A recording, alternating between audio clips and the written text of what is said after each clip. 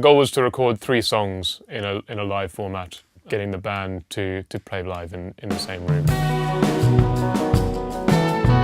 We used the Sunday school hall at the Union Chapel, which is a lovely sounding room, but fairly reverberant. And the idea was to try and demonstrate what can be done with DPA microphones with limited amount of equalization and dynamics processing. Hang on to something good. Including room mics, I think we were 29 channels in all.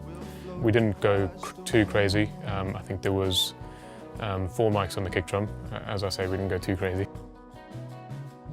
John had a D6 internally mounted, so we took that anyway.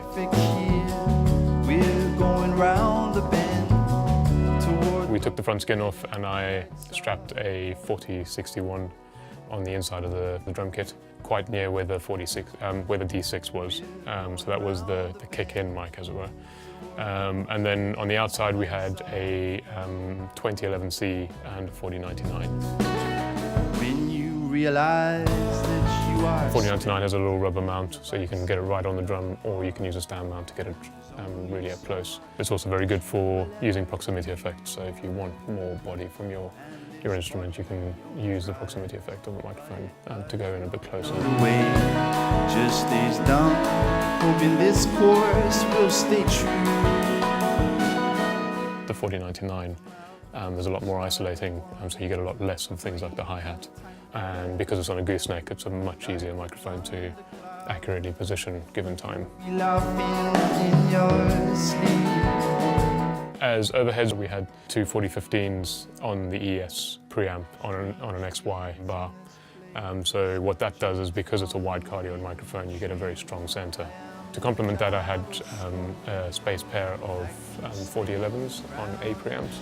That's a more traditional overhead position and gives you a very nice sort of stereo image, not really accentuating your center image at all. I keep spinning round and round. They are moving. As an instrument, the double bass doesn't extend into your sub-frequencies acoustically. We're used to that coming from electric bass guitars and with modern day PA systems. So in order to get that sort of hybrid between an acoustic instrument and what we expect from a low frequency instrument like a bass, he had a DI fitted to his double bass, and that was going into the amp, and I mic'd the amp up with the 2011, and that just got those lower frequencies. It's his amp sound, it's what he uses to monitor, so it's the tone that he's used to recreating in terms of an amplifier sound. So that complemented the acoustic sound from the 4099.